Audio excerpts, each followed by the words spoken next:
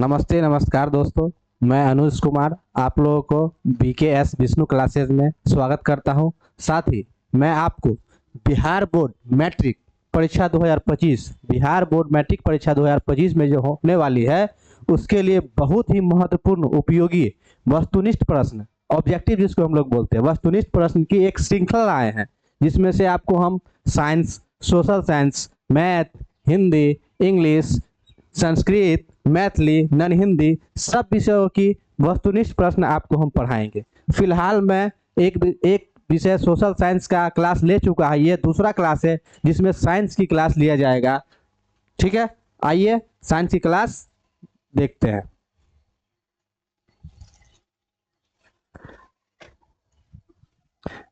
Screen पे देखिए, पहला सवाल है। स्क्रीन पे पहला सवाल क्या कहता है? पहला सवाल क्या है? किसी प्रकाश स्रोत के सामने एक रुकावट रख देने पर क्या बनता है?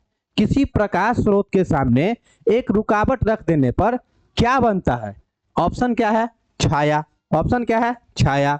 ऑप्शन बी है उपछाया। ऑप्शन सी क्या बता रहा है? छाया और उपछाया दोनों। ऑप्शन डी बता रहा है इनमें से कोई नहीं। इसका आंसर क्या होगा साथियों? बताइए इसका आंसर क्या होगा? इसका आंसर होगा छाया। इसका आंसर क्या होगा? छाया। इसका आंसर होगा छाया। अब दूसरे प्रश्न की ओर हम लोग बढ़ते हैं। दूसरा प्रश्न क्या कहता है? दूसरा प्रश्न कहता है समतल दर्पण की फोकस दूरी होती है। आप बताइए। तो दूसरा क्वेश्चन कहता है समतल दर्पण की फोकस दूरी, समतल दर्पण की फोकस दूरी होती है। ऑप्शन है 0, दूसरा ऑप्शन है 50 सेंटीमीटर, तीसरा ऑप्शन है 100 सेंटीमीटर और डी ऑप्शन बता रहा है अनंत। अब बताइए समतल दर्पण की फोकस दूरी क्या होती है? इसका आंसर होना चाहिए और आंसर है डी, ऑप्शन डी अनंत। इसका आंसर क्या होगा? अनंत। ऑप्शन डी अनंत। अगले क्वेश्चन की ओर हम लोग बढ़ते हैं। तीसरा क्वेश्चन क्या कहता है? तीसरा क्वेश्चन क्या है? हाँ, तीसरा क्वेश्चन क्या कहता है? 1 मीटर फोकस दूरी वाले उत्तल लेंस की क्षमता, 1 मीटर फोकस दूरी वाले उत्तल लेंस की क्षमता क्या होगी? 1 मीटर फोकस दूरी वाले उत्तल लेंस की क्षमता क्या होगी? इसका आंसर देखते हैं। ऑप्शन सी और डी नजर नहीं आ रहा था। हाँ, इसका आंसर होगा डी। आंसर क्या होगा? डी।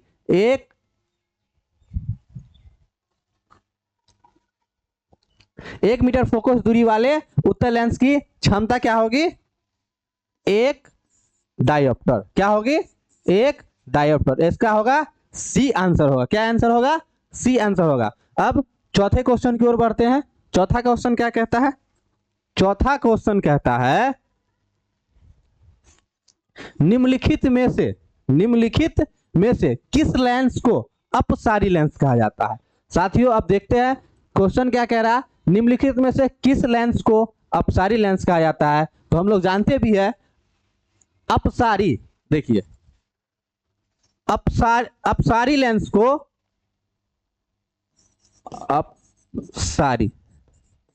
अपसारी तो ये हो गया अवतल। अपसारी मतलब क्या हो गया? अवतल। यदि पूछ लेता अभिसारी, क्या पूछता? अभिसारी। अभिसारी तो इसका क्या होता? उत्तल। क्या होता? उत्तल। तो क्वेश्चन क्या कह रहा है? निम्नलिखित में से किस लेंस को अपसारी लेंस कहा जाता है?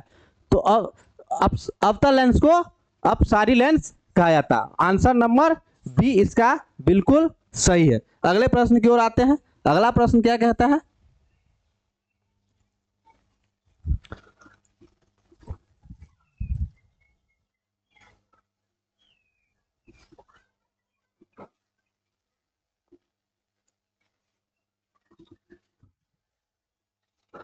अगला प्रश्न कहता है प्रकाश की चाल विभिन्न माध्यमों में होता है। प्रकाश की चाल विभिन्न माध्यमों में होता है। तो हम लोग जानते हैं प्रकाश की चाल विभिन्न माध्यमों में विभिन्न होता है। प्रकाश की चाल विभिन्न माध्यमों में विभिन्न होता है। तो क्या होता है? प्रकाश की चाल भिन्न माध्यमों में भिन्न होता है। ऑप्शन नंबर ए इसका बिल्कुल सही है। ऑप्शन नंबर ए इसका बिल्कुल सही है। अगले प्रश्न की ओर आते हैं। अगला प्रश्न क्या कहता है? अगला प्रश्न कहता है किसी लेंस द्वारा उत्पन्न आवर्धन का ऐसा मात्रक क्या होगा? किसी लेंस द्वारा उत्पन्न आवर्धन का ऐसा मात्रक क्या होगा? यह मात्रक विहीन है। जो किसी लेंस द्वारा उत्पन्न आवर्धन का ऐसा मात्रक क्या होगा? यह मात्रक विहीन है। क्या है यह? मात्रक विहीन है। इसका कोई मात्रक नहीं होगा दोस्तों, साथियों, इसका कोई मात्रक नहीं होगा। अगले प्रश्न की ओर आते हैं।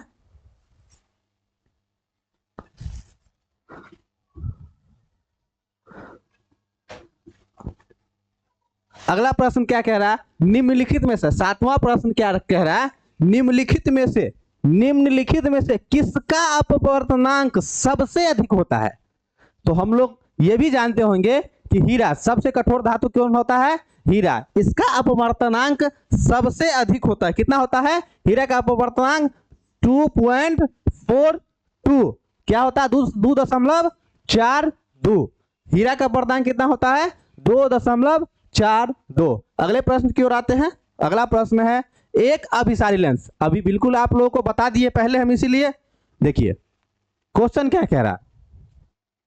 क्वेश्चन कह रहा है एक अभिसारी लेंस बनाता है। अभिसारी लेंस को हम लोग क्या कहेंगे? उत्तल लेंस। अपसारी लेंस को अवतल लेंस। तो सदैव वास्तविक प्रतिबिंब बनाएगा। एक अभिसारी लेंस सदैव कैसा प्रतिबिंब बनाएगा? वास्तविक। कैसा प्रतिबिंब बनाएगा? वास्तविक प्रतिबिंब बनाएगा। अगले प्रश्न की ओर आते हैं। अगला प्रश्न क्या है देखते हैं, उसके बाद हाँ देखिए, एक आकाश का नीला रंग होना किस परिघटना का परिणाम है? आकाश का नीला रंग होना किस परिघटना का परिणाम है? ठीक है, तो आकाश का जो नीला रंग है प्रकाश के प्रकीर्णन के कारण होता है। प्रकाश के प्रकीर्णन के कारण होता है। किसके कारण होता है?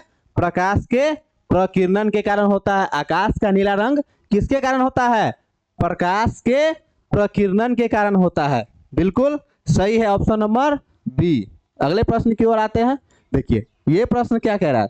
10वां प्रश्न जो है ये क्या कह रहा है? पढ़िए इसको पहले बढ़िया से।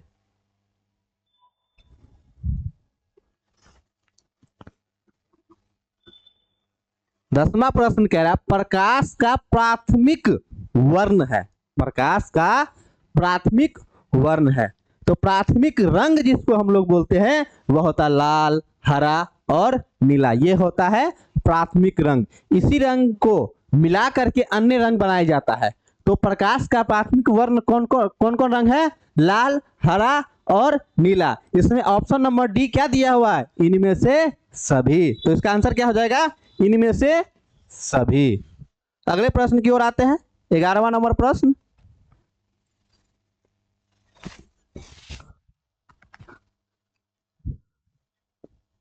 हाँ देखिए 11वां नंबर प्रश्न क्या कह रहा है? बृहत संख्या में प्रकाश सुग्राही कोशिकाएं कहां होती है? बृहत संख्या में प्रकाश सुग्राही कोशिकाएं कहां होती है? यह होती है रेटिना में। कहां होती है? रेटिना में। कहां होती है? रेटिना में। अगले प्रश्न की ओर आते हैं।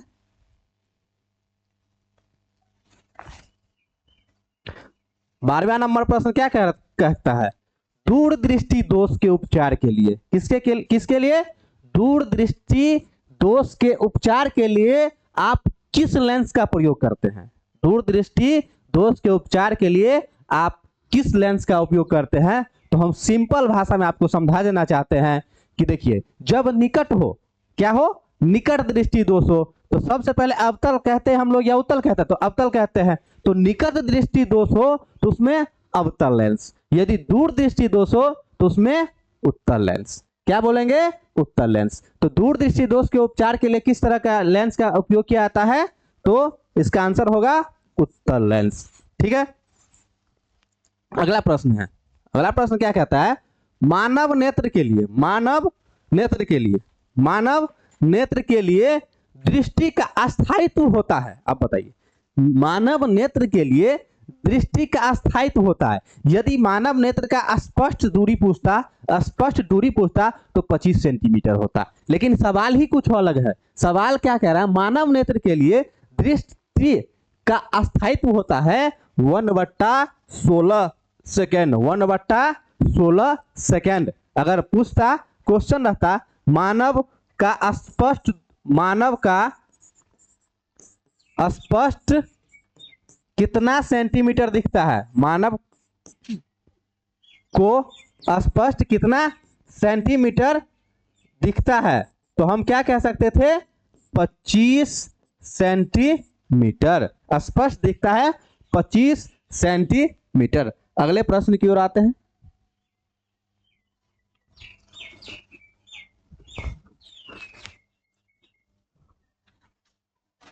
हाँ, अगला प्रश्न है,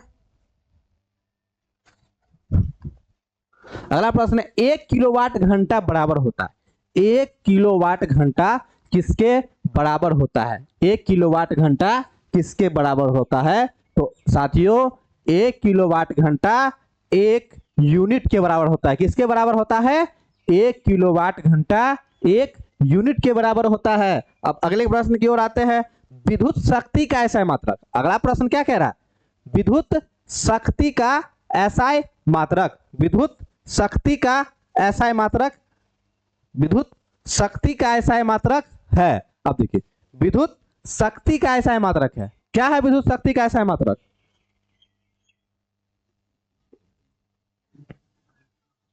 विद्युत शक्ति का एसआई मात्रक वाट होता है। क्या होता है? वाट होता है। क्या होता है? वाट, जिसे हम W से सूचित करते हैं। वाट को किससे सूचित करते हैं? W से सूचित करते हैं। विद्युत शक्ति का एसआई मात्रक क्या होता है? वाट होता है, जिसे हम लोग किससे सूचित करते हैं? W से सूचित करते हैं। अगला प्रश्न है,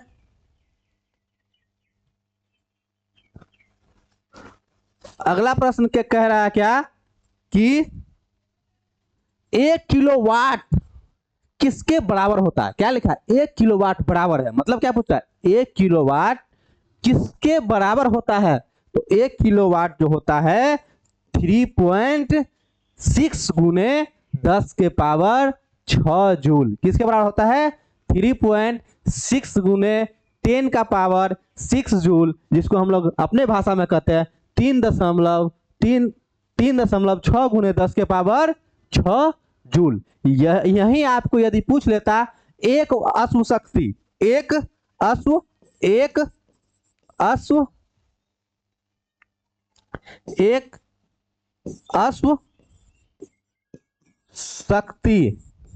एक अश्व शक्ति किसके बराबर होता है, तो हम लोग कहते हैं 746 वाट। लेकिन क्वेश्चन था 1 किलोवाट किसके बराबर होता है, तो 3.6 गुने 10 के पावर 6 जूल। ठीक है, अगले प्रश्न की ओर आते हैं। अगला प्रश्न क्या कह रहा? हाँ, दाएं हाथ के, अगला प्रश्न क्या कह रहा? हाँ, अगला प्रश्न कह रहा दाएं हाथ के अंगूठे के नियम को किसने प्रतिपादित किया था?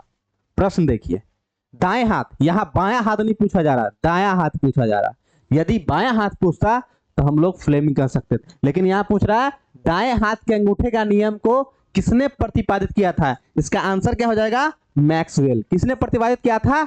मैक्सवेल। साथियों, हम क्रिकेटर मैक्सवेल को नहीं समझेंगे, ये मैक्सवेल थे, जो दूसरे मैक्सवेल हैं, जो दाएं हाथ के अंगूठे का नियम को प्रतिपादित किया था। अगले प्रश्न की ओर आते हैं। विद्युत फ्यूज। आप देखिए प्रश्न क्या कहता है?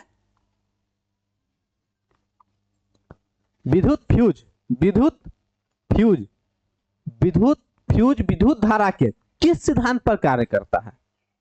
विद्युत फ्यूज विद्युत धारा के किस सिद्धांत पर कार्य करता है? तो होता है तापीय या उष्मीय प्रभाव पर कार्य करता है। तापीय या उष्मीय प्रभाव, तापीय, उष्मीय या तापीय कह सकते हैं। तापीय रहे तब पर भी सही है, उष्मीय रहे तब पर भी सही है। विद्युत फ्यूज विद्युत धारा के उष्मीय प्रभाव पर कार्य करता है। ठीक है, अगले प्रश्न की ओर आते हैं। अगला प्रश्न है 1 MA बराबर होता है, 1 MA बराबर होता है कितने के? 1 MA बराबर होता है 10 का पावर -3A, 10 का पावर -3A के बराबर होता है। 1 MA किसके बराबर होता है? 10 का पावर -3A के बराबर होता है। अगले प्रश्न की ओर बढ़ते हैं। हाँ, अगला प्रश्न क्या कह रहा है देखिए, प्रतिरोध का मान बढ़ाने के लिए, प्रतिरोध का मान बढ़ाने के लिए उसको आप किस क्रम में जोड़ते हैं? श्रेणी क्रम में जोड़ते हैं, समानांतर क्रम में जोड़ते हैं। प्रतिरोध का मान बढ़ाने के लिए प्रतिरोधकों को जोड़ा जाता है श्रेणी क्रम, या इसी को हम लोग बोलते हैं श्रृंखला। क्या बोलते हैं? श्रृंखला, उसी को श्रेणी क्रम बोला जाता है। श्रेणी क्रम या श्रृंखला क्रम में जोड़ा जाता है। अगले प्रश्न की ओर आते हैं। अगला प्रश्न 22 नंबर प्रश्न देखते हैं क्या है। इलेक्ट्रिक हीटर, क्या कह रहा है क्वेश्चन? इलेक्ट्रिक हीटर, हीटर आप लोग घर में देखे होंगे, होगा या नहीं होगा तो किसी और के घर में जरूर होगा हीटर। हीटर में जो इलेक्ट्रिक हीटर की कुंडली बनाने के लिए किस पदार्थ का उपयोग किया जाता है? इलेक्ट्रिक हीटर में कुंडली बनाने के लिए किस पदार्थ का प्रयोग किया जाता है? एक होता, देखिए ऐसे होता है हीटर, कैसे होता है देखिए, ये खाना बनाने वाला हीटर घर में उपयोग किया जाता है, ऐसे रहेगा। और इसमें क्या रहेगा? ऐसे ऐसे तार रहेगा, बिल्कुल ऐसे ऐसे तार रहेगा। ये तार यहां से 2 तार मिलके यहां आता है और बिजली सप्लाई करके इसको जलाता है, इस पे ही खाना बनता है। ठीक है, तो ये होता है नाइक्रोम के। किसके होते हैं? नाइक्रोम के। इलेक्ट्रिक हीटर की कुंडली बनाने में किस पदार्थ का प्रयोग किया जाता है? तो वह है नाइक्रोम। क्या है? नाइक्रोम। क्या है? नाइक्रोम। ऑप्शन नंबर सी बिल्कुल सही है। अगले प्रश्न की ओर आते हैं। हाँ देखिए, प्रश्न क्या कहता है, निम्नलिखित में से कौन ग्लोबल वार्मिंग के लिए उत्तरदायी है? निम्नलिखित में से कौन ग्लोबल वार्मिंग के लिए उत्तरदायी है? कौन है ग्लोबल वार्मिंग के लिए उत्तरदायी? तो CO2, chlorofluorocarbon CFC, CO2 carbon dioxide. देखिए क्वेश्चन का आंसर क्या है? CO2 का है, खोजिए। निम्नलिखित में से ग्लोबल वार्मिंग के लिए उत्तरदायी है तो डी CO2। क्या होगा आंसर? CO2। अगले प्रश्न की ओर आते हैं। अब देखिए, कौन जीवाश्म ईंधन है? कौन जीवाश्म ईंधन है? प्रश्न क्या पूछ रहा है? कौन जीवाश्म ईंधन है? तो पेट्रोलियम भी जीवाश्म ईंधन है, प्राकृतिक गैस भी जीवाश्म ईंधन है, कोयला भी जीवाश्म ईंधन है। तो इसका आंसर क्या होगा? उपयुक्त सभी, मतलब ये सभी जो है वह जीवाश्म ईंधन है। ठीक है, इसका आंसर क्या होगा? उपयुक्त सभी। ये सभी पेट्रोलियम, प्राकृतिक गैस, कोयला, ये सभी क्या है? जीवाश्म ईंधन है। अगले प्रश्न की ओर आते हैं। सूर्य तथा तारे, सूर्य तथा तारे, सूर्य तथा अन्य तारों द्वारा उत्सर्जित विशाल ऊर्जा का स्रोत, सूर्य तथा अन्य तारों द्वारा उत्सर्जित विशाल ऊर्जा का स्रोत है नाभिकीय संलयन। क्या है? नाभिकीय संलयन। इसका आंसर क्या होगा? नाभिकीय संलयन। इसका आंसर क्या होगा? नाभिकीय संलयन। हम एक ही क्वेश्चन को बार बार क्यों रिपीट कर रहे हैं? जिससे आपको याद भी हो जाए। हम जो पढ़ा रहे हैं बार बार क्वेश्चन बोल रहे हैं, आंसर बोल रहे हैं, जिससे आपको याद भी हो जाए, याद करने में भी कोई कठिनाई न हो, इसीलिए हम बार बार क्वेश्चन को रिपीट कर रहे हैं। देखिए, टिहरी बांध, टिहरी बांध, क्या क्वेश्चन कह रहा है? टिहरी बांध निर्माण का उद्देश्य क्या था? अब बताइए, टिहरी बांध बना, बांध का निर्माण क्यों किया जाता है? पानी इकट्ठा करने के लिए, बिजली उत्पादन करने के लिए, भूमि सिंचाई के लिए, जल आपूर्ति के लिए, है ना। तो बांध बनाया जाता है बिजली बनाने के लिए, मतलब बिजली आपूर्ति हो गया। ठीक है, जल इकट्ठा करने के लिए, जल आपूर्ति करने के लिए तो जल आपूर्ति हो गया, सिंचाई करने के लिए तो सिंचाई हो गया। तो इसका आंसर होगा इनमें से सभी। तो टिहरी बांध का क्यों निर्माण किया गया था? इनमें से सभी के लिए टिहरी बांध का निर्माण किया गया था। अगले प्रश्न की ओर आते हैं। अगले प्रश्न की ओर आते हैं। अगला प्रश्न क्या कहता है? खिलौना, खिलौनों में किस सेल का उपयोग किया जाता है या उपयोग होता है? खिलौना हम लोग देखे होंगे, खिलौना में किस सेल का, इसमें खिलौने में किस सेल का उपयोग किया? सौर सेल का उपयोग किया जाता है? बोलिए। डोमिनियन सेल का? नहीं, सूखा सेल का उपयोग किया जाता है। जो खिलौने जो होते हैं उसमें किस सेल का उपयोग किया जाता है? सूखा सेल का उपयोग किया जाता है। खिलौने में किस सेल का उपयोग किया जाता है? तो सूखा सेल का उपयोग किया जाता है। सेल समझते हैं ना, बैटरी, जिसको बैटरी बोला जाता है, ऐसा मैं सेल कुछ और समझ लेना। हाँ, अगला प्रश्न क्या है? जल में विद्युत अपघटन, जल में विद्युत अपघटन, जल में क्या कह रहा है? जल में विद्युत अपघटन में कैथोड पर कौन सी गैस मुक्त होती है? प्रश्न क्या कह रहा है? जल में विद्युत अपघटन में कैथोड पर कौन सी गैस मुक्त होती है? इसमें हाइड्रोजन गैस होगा। क्या होगा? हाइड्रोजन गैस मुक्त होती है। कौन सी गैस मुक्त होती है? हाइड्रोजन। कौन सी गैस मुक्त होती है? हाइड्रोजन। कौन सी गैस मुक्त होती है?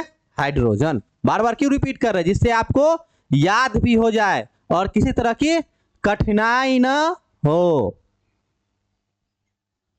हाँ देखिए, जस्ता तथा तनु हाइड्रोक्लोरिक अम्ल, जस्ता तथा तनु हाइड्रोक्लोरिक अम्ल की अभिक्रिया के फलस्वरूप निम्न में से कौन सा गैस बनता है? जस्ता तथा तनु हाइड्रोक्लोरिक अम्ल की अभिक्रिया के फलस्वरूप कौन सा गैस बनता है? तो हाइड्रोजन। इसका आंसर क्या होगा? ऑप्शन नंबर बी, जस्ता तथा तनु हाइड्रोक्लोरिक अम्ल की अभिक्रिया के फलस्वरूप H2 बनता है। अगले प्रश्न की ओर आते हैं।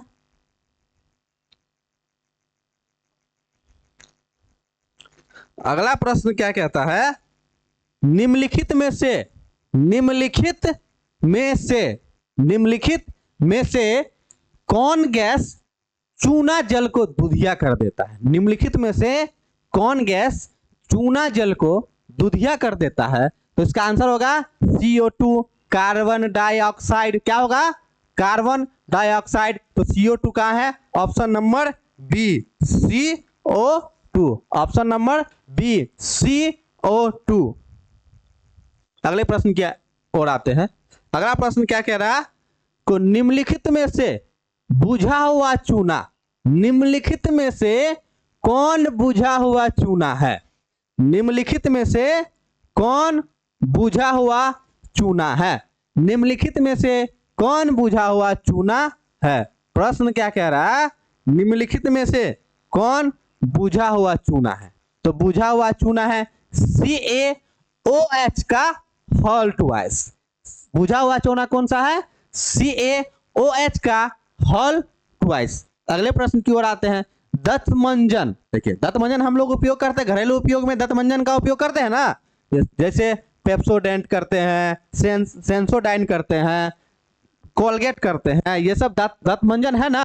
यह अम्लीय होता है कि क्षारीय होता है कि लवण युक्त होता है कि इनमें से कोई नहीं? तो दंतमंजन जो होता है ना वो क्या होता है? क्षारीय प्रवृत्ति की होती है, क्षारीय प्रवृत्ति की होती है। देखिए, जिसका मान 7 से कम हो, 1 से लेकर 7 तक हो, 1 से 7 तक हो, 7 के अंदर हो, मतलब 1 से 7 के अंदर हो, तो वो क्या कहलाएगा? अम्लीय। और 7 को उदासीन कहेंगे। 7 को क्या कहेंगे? उदासीन कहेंगे। और 7 से ऊपर और 14 के बीच में उसे हम क्षारीय कहेंगे। क्या कहेंगे? क्षारीय कहेंगे। क्या कहेंगे? क्षारीय कहेंगे।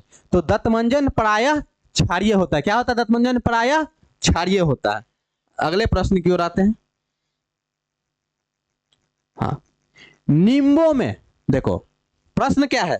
नींबू में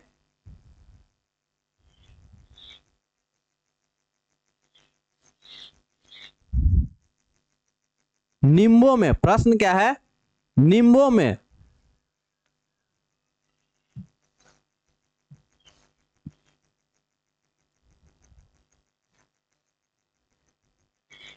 सवाल क्लियर ऑल हो गया। यहाँ वहां से नहीं आ रहा।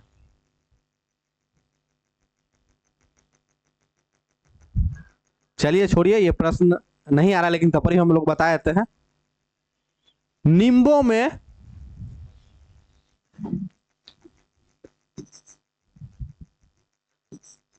नींबू में कौन सा अम्ल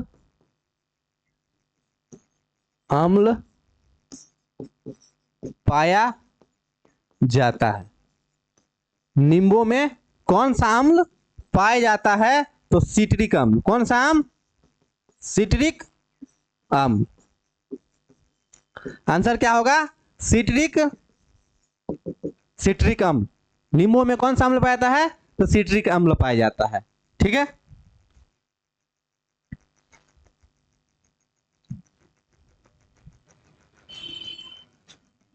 अगला प्रश्न है जस्ता का अयस्क। जस्ता अयस्क है, किसका जस्ता अयस्क है? या जस्ता का अयस्क कौन सा है? Bauxite, sodium chloride, cinnabar? नहीं, जस्ता का अयस्क है जिंक ब्लेड का। जस्ता अयस्क है किसका है? जिंक ब्लेड का। जस्ता किसका अयस्क है? जिंक ब्लेड का। जस्ता किसका अयस्क है?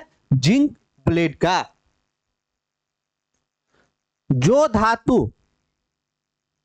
धातु, प्रश्न क्या है देखिए, जो धातु सिर्फ अम्ल में घुलता है वह क्या है?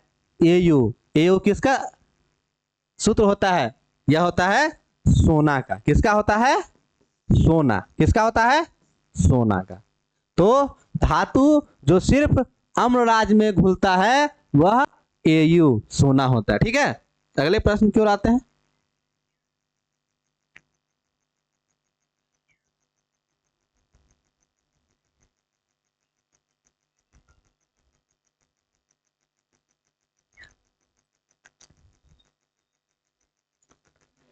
अगला प्रश्न है हीलियम गैस। हीलियम गैस कैसा है? हीलियम गैस है, हीलियम गैस है। हीलियम गैस क्या है? अक्रिय। हीलियम गैस क्या है? अक्रिय गैस है। हीलियम गैस क्या है? अक्रिय गैस है।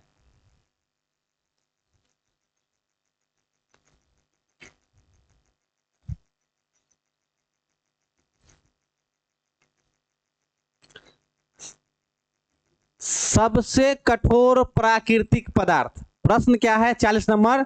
सबसे कठोर प्राकृतिक पदार्थ है, लोहा है, चांदी है, सोना है या हीरा है? तो सबसे पहले हम सवाल जब आया हुआ था तो उसी वक्त बता दिए थे सबसे कठोर प्राकृतिक पदार्थ क्या है? तो वह है हीरा। Option number D. Option number D. Option number D. इसका अपवर्तनांक कितना बताए थे? 2.42 इसका अपवर्तनांक बताए थे। अब देखिए बेंजीन का अनुसूत्र, बेंजीन का अनुसूत्र, बेंजीन का अनुसूत्र, बेंजीन का अनुसूत्र है। इसमें से कौन बेंजीन का अनुसूत्र है? बेंजीन का अनुसूत्र कौन है इसमें से? देखिए C2H2 नहीं, C2H4 नहीं, CH4 नहीं, C6H6, C6H6। बेंजीन का अनुसूत्र क्या है?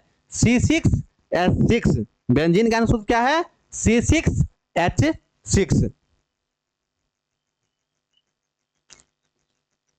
अगला प्रश्न है, अगला प्रश्न क्या है देखिए, अगला प्रश्न क्या कह रहा है? हाइड्रोजन के दो परमाणुओं के बीच, हाइड्रोजन के दो परमाणुओं के बीच कौन आबंध होते हैं? हाइड्रोजन के दो परमाणुओं के बीच कौन आबंध होते हैं? तो द्वि आबंध होते हैं। कौन आबंध होते हैं? द्वि आबंध होते हैं। कौन आबंध होते हैं? द्वि आबंध होते हैं। होते हैं। हाइड्रोजन के दो परमाणुओं के बीच द्वि आबंध होते हैं। कौन आबंध होते हैं? द्वि आबंध।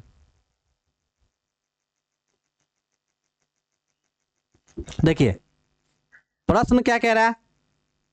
चूना जल का रासायनिक नाम क्या है? या प्रश्न है चूना जल का रासायनिक नाम है। ठीक है, चूना जल का रासायनिक नाम क्या है? Calcium hydroxide. Calcium hydroxide. चूना जल का रासायनिक नाम क्या है?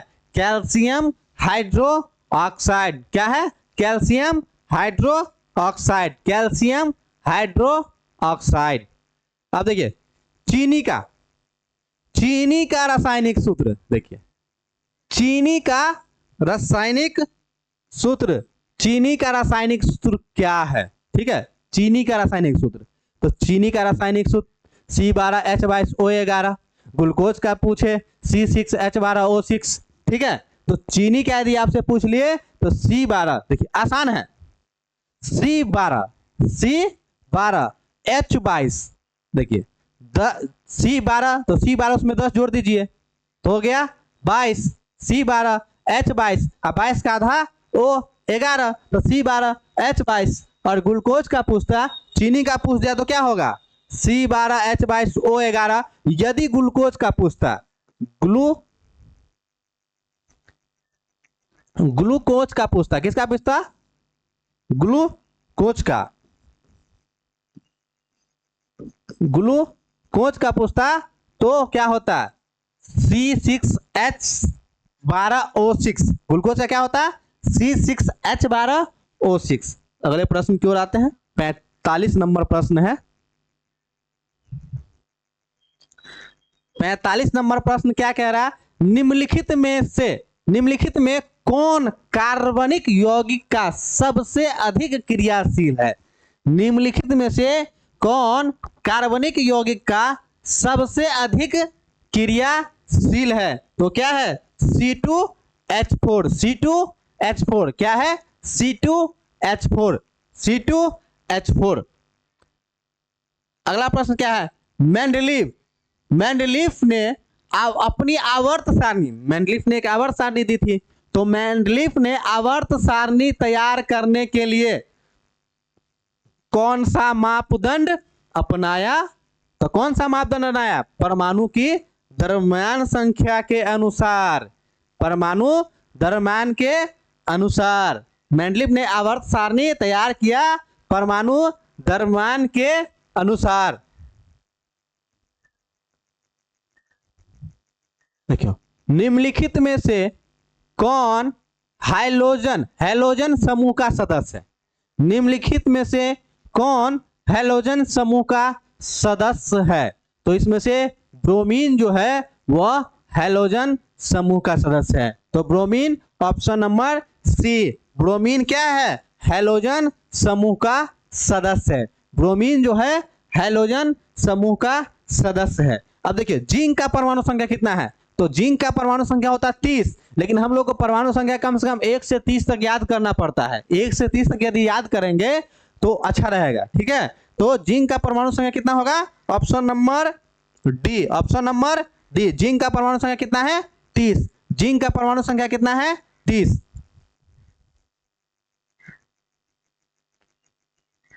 50 नंबर प्रश्न। 50 नंबर प्रश्न क्या कहता है? निम्नलिखित में से कौन विद्युत ऋणात्मक होता है? तो अधातु को तो हम लोग कहते हैं विद्युत ऋणात्मक होता है। बिल्कुल सही है, प्रश्न का उत्तर बिल्कुल सही है। लेकिन अधातु में भी कुछ अपवाद होते हैं जो विद्युत धनात्मक होते हैं। तो इसका आंसर क्या होगा? अधातु। आंसर क्या होगा? अधातु। निम्नलिखित में से कौन विद्युत ऋणात्मक होते हैं? तो अधातु। अगले प्रश्न की ओर आते हैं। अगला प्रश्न क्या कहता है? राजस्थान के किस ग्राम में चिपको आंदोलन के क्रम में महिलाओं ने जान दी थी? अब देखो, चिपको आंदोलन जो हुआ था, क्यों हुआ था? पेड़ की कटाई को रोकने के लिए महिलाओं ने पेड़ में चिपक करके कहा पेड़ को मत काटिए। तो राजस्थान के किस गांव में, मतलब ग्राम मतलब गांव, किस गांव में चिपको आंदोलन के क्रम में महिलाओं ने, किसने? तो महिलाओं ने जान दी थी। तो वह है रेनी गांव की महिलाओं ने। कौन गांव की? रेनी गांव की महिलाओं ने जान दी थी। ऑप्शन नंबर डी इसका बिल्कुल सही है। अगले प्रश्न की ओर आते हैं। अगला प्रश्न क्या कहता है? 52 नंबर प्रश्न। निम्नलिखित में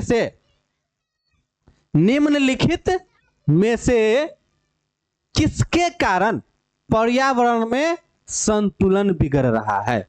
निम्नलिखित में से किसके कारण पर्यावरण में संतुलन बिगड़ रहा है? तो वह है बढ़ती जनसंख्या के कारण। जनसंख्या के कारण पर्यावरण संतुलन बिगड़ रहा है। किसके कारण? बढ़ती जनसंख्या के कारण। किसके कारण? बढ़ती जनसंख्या के कारण। अगला प्रश्न है, हाँ, पर्यावरण पर्यावरण को प्रदूषण से बचाने का सबसे अच्छा तरीका, पर्यावरण को प्रदूषण से बचाने का सबसे अच्छा तरीका क्या होगा? वस्तु का पुनर्चालन, वस्तु का पुनर्उपयोग, वस्तु के उपयोग में कमी। अगर जिस चीज का हम लोग अधिक मात्रा में उपयोग करते हैं उसका कम उपयोग करें, उसका रिसाइकल करके दोबारा उपयोग में लाएं और वस्तु का पुनर्चालन करें। इसीलिए इसका आंसर क्या होगा? Option number D. ये सभी इसके तरीके हैं। ठीक है, अगले प्रश्न की ओर आते हैं। अगला प्रश्न है, हाँ, सौर सेल में क्या है? सौर सेल। सौर सेल में किसका उपयोग किया जाता है? सौर सेल जो होता है उसमें किसका उपयोग किया जाता है? सौर सेल समझते हैं हम ना? सौर सेल में किसका उपयोग किया जाता है? देखिए, सौर सेल में सिलिकॉन का उपयोग किया जाता है। किसका उपयोग किया जाता है? सिलिकॉन का उपयोग किया जाता है। सौर सेल में किसका उपयोग किया जाता है? सिलिकॉन का उपयोग किया जाता है। अगले प्रश्न की ओर आते हैं। अगला प्रश्न क्या है? मुख्यतः निम्नलिखित निम्नांकित में कौन मुख्यतः बायोगैस है? तो मीथेन बायोगैस है। मीथेन का संरचना सूत्र क्या होता है? CH4। तो हम लोग खोजे इसमें CH4 है कहां? तो CH4 ऑप्शन नंबर बी बिल्कुल सही है। ऑप्शन नंबर बी बिल्कुल सही है। मुख्यतः बायोगैस कौन है? मीथेन। क्या है? मीथेन। CH4 को हम लोग क्या बोलते हैं? मीथेन कहते हैं। क्या कहते हैं? मीथेन। अगले प्रश्न की ओर आते हैं। मनुष्य के दांत मनुष्य के दांत मनुष्य के दांत मनुष्य के दांत की सबसे ऊपरी परत है। देखिए, मनुष्य की जो दांत होती है उसके सबसे जो ऊपरी परत होती है, ऑप्शन नंबर सी, इनामिल होती है। ठीक है, मनुष्य के दांत की सबसे ऊपरी परत क्या होती है? इनामिल होती है। जठर ग्रंथियां पाई जाती है। अब जठर ग्रंथियां कहां पाई जाती है? जठर ग्रंथियां पाई जाती है, यह अमाशय में पाई जाती है। कहां पाई जाती है जठर ग्रंथियां? अमाशय में। जठर ग्रंथियां कहां पाई जाती है? अमाशय में। कहां पाई जाती है? अमाशय में। जठर ग्रंथियां कहां पाई जाती है? अमाशय में। अगले प्रश्न की ओर चलते हैं। 58 नंबर प्रश्न पे आ गए हम लोग। ठीक है, हाँ, 58 नंबर प्रश्न की ओर आ गए हैं। प्रश्न क्या कहता है? निम्नलिखित में कौन वसा के पाचन में सहायक होता है? देखिए, प्रश्न क्या कहता है? निम्नलिखित में, निम्न मतलब इस चारों में कौन वसा के पाचन में सहायक होता है? तो वह होता है लाइपेज। क्या होता है? लाइपेज। वसा के पाचन में सहायक क्या होता है? वह होता है लाइपेज। क्या होता है? लाइपेज। अगले प्रश्न की ओर आते हैं। पीत रस का रंग कैसा होता है? देखिए, पीत रंग का रस कैसा होता है? इसके आंसर में कुछ गड़बड़ है। पीत रस का रंग कैसा होता है? तो पीला। पीला हम लोग कह सकते हैं, लेकिन पीला हरा दोनों होता है। ठीक है, तो इनमें से आंसर दो ठो है, लेकिन क्या करेंगे? पीला और हरा। पीला और हरा। तो पीत रस का रंग क्या होगा? हरा। ठीक है, पीत रंग का रस क्या होगा? हरा होगा। ठीक है, अगले प्रश्न की ओर आते हैं। पौधों में श्वसन, पौधे में जो श्वसन होता है वह किस किस से होता है? पौधे में श्वसन तना से होता है, पत्तियों से होता है, जड़ों में होता है। तो पौधे में श्वसन जो होता है इनमें सभी से होता है। इनमें सभी से होता है। तना, पौधे में श्वसन जो होता है तना, पत्तियों एवं जड़ों, इन सभी से होता है। अगले प्रश्न की ओर आते हैं। हरे पौधों रात्रि में किस गैस का निष्कासन करते हैं? जो हरा पौधा है वो रात्रि में किस गैस का निष्कासन करता है, मतलब निकालता है? कौन सा गैस निकालता है? दिन में वह ऑक्सीजन छोड़ता है और कार्बन डाइऑक्साइड लेता है। रात में वह कार्बन डाइऑक्साइड ही छोड़ता है। क्या छोड़ता है? Carbon dioxide. तो आंसर क्या होगा CO2। 61 नंबर प्रश्न का उत्तर क्या होगा CO2।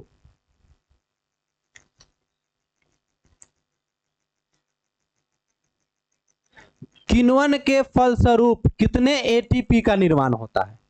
प्रश्न क्या है? किण्वन के फलस्वरूप कितने एटीपी का निर्माण होता है?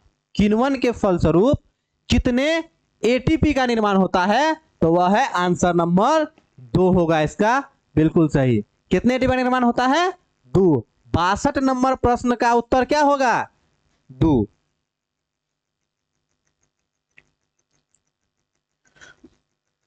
सामान्य, देखिए 63 नंबर प्रश्न क्या कह रहा है? 63 नंबर जो प्रश्न है वह कह रहा है सामान्य डायस्टोलिक रक्तदाब होता है। तो हम लोग समझते हैं रक्तदाब 120/80 होता है। 120/80 ना होता है। तो सामान्य डायस्टोलिक तो क्या होगा? 80। नीचे वाला डायस्टोलिक क्या होता है? नीचे वाला तो 80 क्या होगा? 80 mmHg। सामान्य डायस्टोलिक रक्तदाब कितना होता है? 80 mmHg। अगले प्रश्न की ओर आते हैं।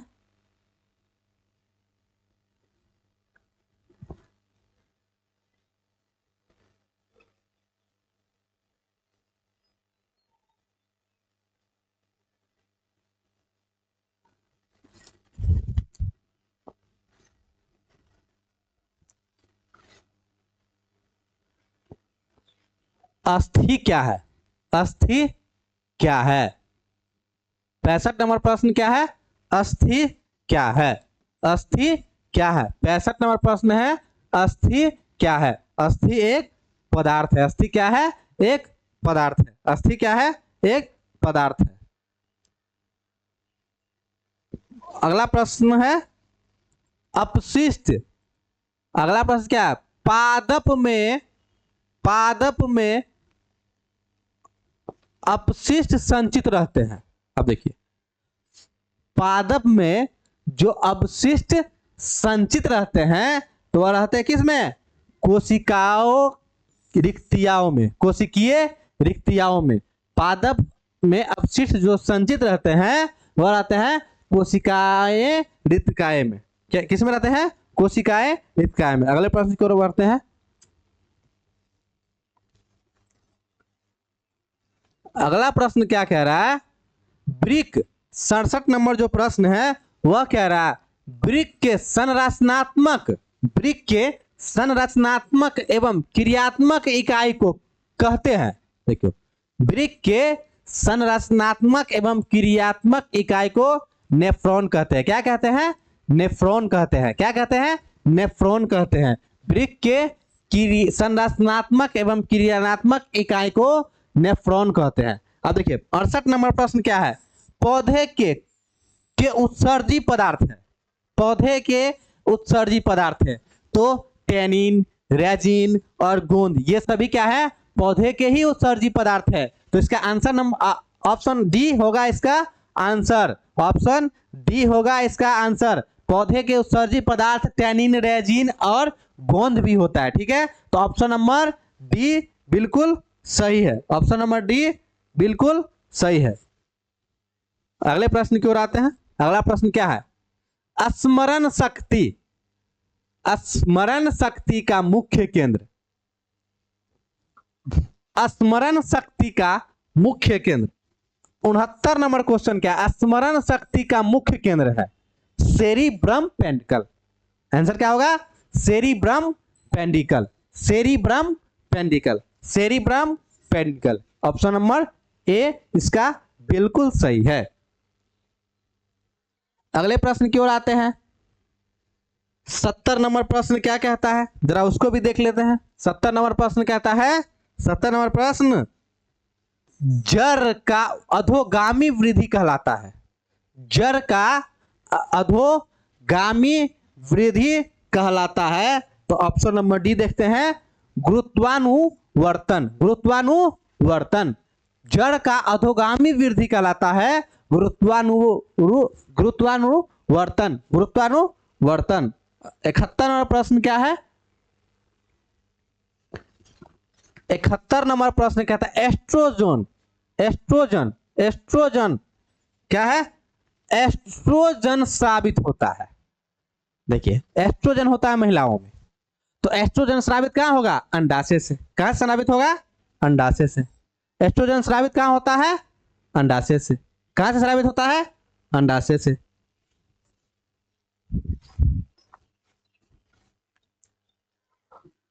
स्वपरागन निम्न में से किन पौधों में होता है? 72 नंबर प्रश्न देखिए, 72 नंबर प्रश्न क्या कहता है? स्वपरागन मतलब स्वयं परागन, स्वपरागन निम्न में किन पौधों में होता है? तो स्वपरागन हम लोग जानते हैं कि उभयलिंगी पौधे में स्वपरागन होता है। उभयलिंगी पौधे में स्वपरागन होता है। किसमें होता है? उभयलिंगी। अगला प्रश्न क्या है? गर्भाशय के किस भाग में भ्रूण विकसित होता है? गर्भाशय के किस भाग में भ्रूण विकसित होता है? तो ऑप्शन नंबर डी, इनमें से किसी नहीं होगा, इनमें से किसी में नहीं होगा। अगला प्रश्न क्या है? देखते हैं अगले प्रश्न।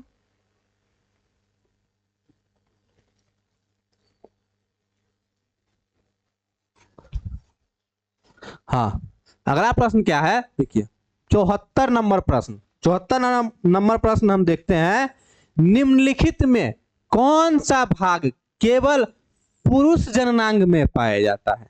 निम्नलिखित में कौन सा भाग केवल पुरुष जननांग में पाया जाता है?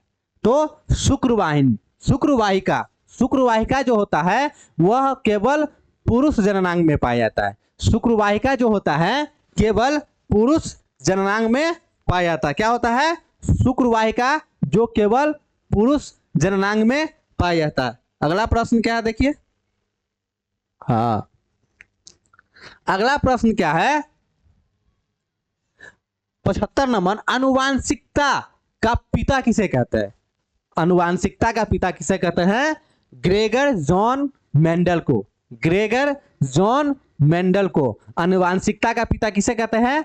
ग्रेगर जॉन मेंडल को। ऑप्शन नंबर बी बिल्कुल सही है। अगला प्रश्न है, मेंडल किस देश में, मेंडल जो थे वह किस देश में, 76 नंबर प्रश्न क्या कहता है? मेंडल किस देश में ईसाइयों के एक मठ के पादरी थे? ईसाइयों के जो एक मठ थे उसके पादरी थे, तो वह होगा ऑस्ट्रिया। क्या होगा? ऑस्ट्रिया। क्या होगा? ऑस्ट्रिया। मेंडल जो थे वह किस देश में ईसाइयों के एक मठ के पादरी थे? वह ऑस्ट्रिया। अगला प्रश्न क्या है? 77 नंबर प्रश्न कहता है, इनमें कौन वर्गीकरण के सबसे ऊपरी पायदान पर अवस्थित है? देखिए वर्गीकरण के सबसे, इनमें से कौन वर्गीकरण के सबसे ऊपरी पायदान पर अवस्थित है? वो है जगत। क्या है? जगत। जगत option number D, option number D बिल्कुल सही है। ऑप्शन नंबर डी बिल्कुल सही है।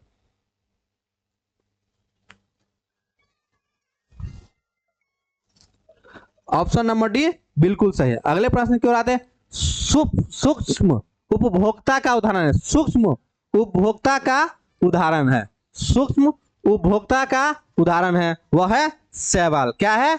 शैवाल। सूक्ष्म मतलब कम उपभोग जो करता है वह होता है शैवाल, जिसे एल्गी, इंग्लिश में एल्गी कहा जाता है। सूक्ष्म मतलब कम जो उपभोग करे, सूक्ष्म उपभोक्ता। अगर जो ज्यादा उपभोग करता है तो वो अलग हो गया। यह सूक्ष्म है मतलब कम उपभोग करे तो वो होता है शैवाल। शैवाल जो होता है वह कम उपयोग करता है। हाँ, मांसाहारी जीवों का कहा जाता है। देखिए अगला प्रश्न क्या है? मांसाहारी जीवों को कहा जाता है। प्रश्न तो यहां नहीं है, हम लिख देते हैं, ठीक है। मांसाहारी जीवों को कहा जाता है। प्रश्न क्या है? प्रश्न नंबर 79, मांसाहारी जीवों को कहा जाता है। मांसाहारी जीवों को कहा जाता है या प्राथमिक उपभोक्ता या द्वितीय उपभोक्ता या तृतीय उपभोक्ता या ए और बी दोनों। तो मांसाहारी जीवों को द्वितीयक क्या कहता है? द्वितीय उपभोक्ता मांसाहारी जीवों को क्या कहता है? द्वितीय उपभोक्ता। मांसाहारी जीवों को क्या कहता है? द्वितीय उपभोक्ता। आज का सबसे अंतिम प्रश्न और मजेदार प्रश्न है कि खाद्य श्रृंखला के प्रत्येक कोषीय स्तर पर, खाद्य श्रृंखला के प्रत्येक कोषीय स्तर पर कुल ऊर्जा का कितना प्रतिशत अगले कोषीय स्तर की के लिए को स्थानांतरित होता है? देखिए, तो खाद्य श्रृंखला के प्रत्येक कोषीय स्तर, एक कोषीय स्तर होता है प्राथमिक, द्वितीय, तृतीय, ठीक है, उपभोग। तो खाद्य श्रृंखला के प्रत्येक कोषीय स्तर पर कुल ऊर्जा का कितना प्रतिशत अगले कोषीय स्तर को स्थानांतरित होता है? वह होता है 10%। आज का अंतिम प्रश्न हो गया, अगले दिन मिलते हैं फिर।